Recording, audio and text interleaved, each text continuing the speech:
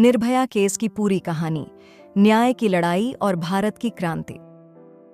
क्या आप जानते हैं कि निर्भया केस में उस रात ऐसा क्या हुआ जिसने पूरे देश को हिलाकर रख दिया? उस बस में सवार लोग कौन थे? उन दरिंदों की सोच कैसी थी? वो निडर लड़की कौन थी जिसने पूरी व्यवस्था को चुनौती दी? और क्या हम इस घटना से सचमुच कुछ सीख पाए हैं?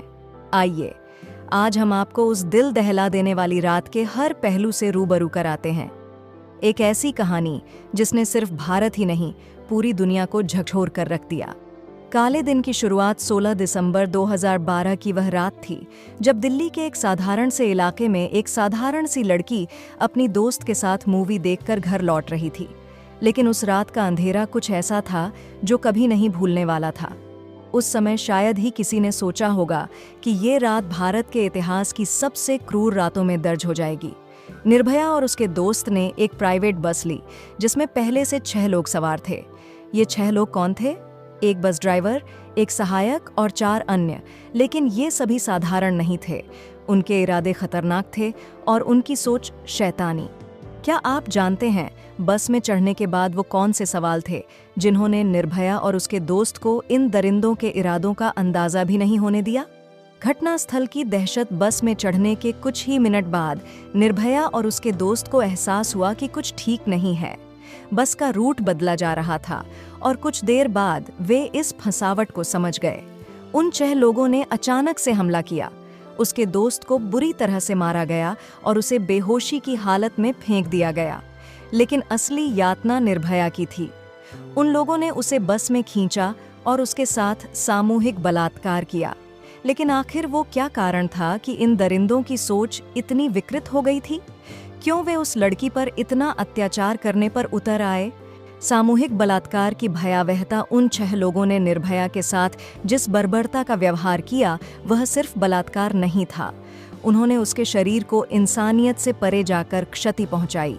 एक लोहे की रॉड का इस्तेमाल किया गया जिसने निर्भया की आंतों को क्षतिग्रस्त कर दिया। वह बस एक शरीर नहीं रही बल्कि उन हैवानों की दरिंदगी का शिकार बन गई। यह जानने के बाद कि वो मौत के करीब थी, उन लोगों ने उसे और उसके दोस्त को चलती बस से बाहर फेंक दिया। निर्भया की हालत इतनी गंभीर थी, फिर भी उसे बचाने का प्रयास क्यों नहीं किया गया?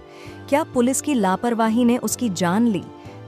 पुलिस और अस्पताल में संघर्ष। निर्भया और उसके दोस्त को गंभीर हालत में एक स्थानीय अस्पताल में भर्ती कराया गया। पुलिस ने मामले को तुरंत गंभीरता से नहीं लिया। केस को एक साधारण अपराध की तरह देखा गया। लेकिन जैसे जैसे मीडिया ने इस घटना को कवर करना शुरू किया, वैसे वैसे मामला बड़ा बनने लगा। निर्भया की हालत बेहद गंभीर थी और उसे जल्द ही सिंगापुर के एक अस्पताल में इलाज के लिए भेजा गया। लेकिन इलाज भी उसे बचा नहीं सका। निर्भया की मौत ने देश को सदमे में डाल दिया। क्या आपको पता है निर्भया के आखिरी शब्द क्या थे? उसने अपनी आखिरी सांस तक क्या मांगा? न्याय की लड़ाई। निर्भया की मौत के बाद भारत में लोगों का गुस्सा भड़क उठा। पूरे देश में न्याय की मांग उठी। दिल्ली की सड़कों पर लाखों लोग उतरे, कैंडल मार्च निकले और सख्त कानून की मांग की गई। निर्भया का नाम इस आंदोलन की प्रतीक बन गया। देश ने एकजुट होकर मांग की कि उन दोषियों को सख्त से सख्त सजा मिले। लेकिन न्याय की इस लड़ाई में कई कानूनी बाधाएं आईं। दोषियों के वकील ने कई बार मामले को टालने की कोशिश की, लेकिन आखिरकार 20 मार्च 2020 को निर्भया के दोषियों को फांसी दी गई। यह एक ऐतिहासिक निर्णय था जिसने भारतीय न्यायपालिका में बदलाव की हवा को और मजबूत किया। क्या निर्भया केस के बाद वाकई भारत में महिलाओं के खिलाफ हो रहे अपराधों में कमी आई? क्या आज भी देश उतना ही सुरक्षित है? क्या हमने कुछ सीखा? निर्भया केस के बाद भारत में कई कानून बदले गए, सख्त कानून बनाए गए और बलात्कार के मामलों में त्वरित न्याय की मांग उठी। लेकिन सवाल यह उठता है, क्या निर्भया के साथ जो हुआ उसके बाद हमने कुछ सीखा? क्या आज हमारी सड़कों पर महिलाएं सुरक्षित हैं? आज भी कई निर्भया जैसे मामले सामने आते हैं और कानून चाहे जितने भी सख्त हो जाएं, मानसिकता में बदलाव लाना अब भी चुनौती बना हुआ है। इस कहानी का अंत भले ही न्याय के साथ हुआ हो, लेकिन निर्भया की आत्मा तब तक शांत नहीं होगी जब तक समाज के हर कोने में महिलाओं को असली सुरक्षा और इज्जत न मिले। निर्भया एक नाम नहीं, एक चेतावनी है। एक याद दिलाने वाली घटना है कि समाज को बदलने के लिए हमें सिर्फ कानूनों की जरूरत नहीं, बल्कि सोच में बदलाव की जरूरत है।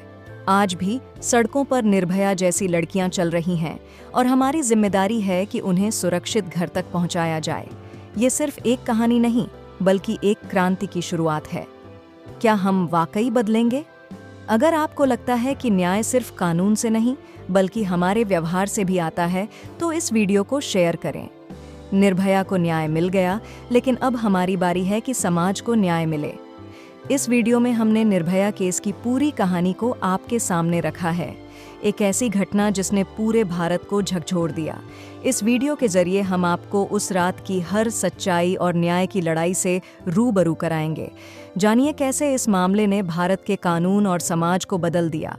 अगर आपको यह वीडियो पसंद आया हो तो इसे ज़रूर लाइक करें, शेयर करें और हमारे चैनल को सब्सक्राइब करना न भूलें, ताकि आप इसी तरह की और भी डॉक्यूमेंट्री देख सकें। हमारी कोशिश है कि हम आपको सच्ची और महत्वपूर्ण कहानियां दिखाते रहें और आपका सपोर्ट हमें और बेहतर बनाने में मदद करेगा। यह वीडियो फुटेज पूरी तरह से काल्पनिक है और इसका वास्तविकता से कोई संबंध नहीं है। धन्यवाद।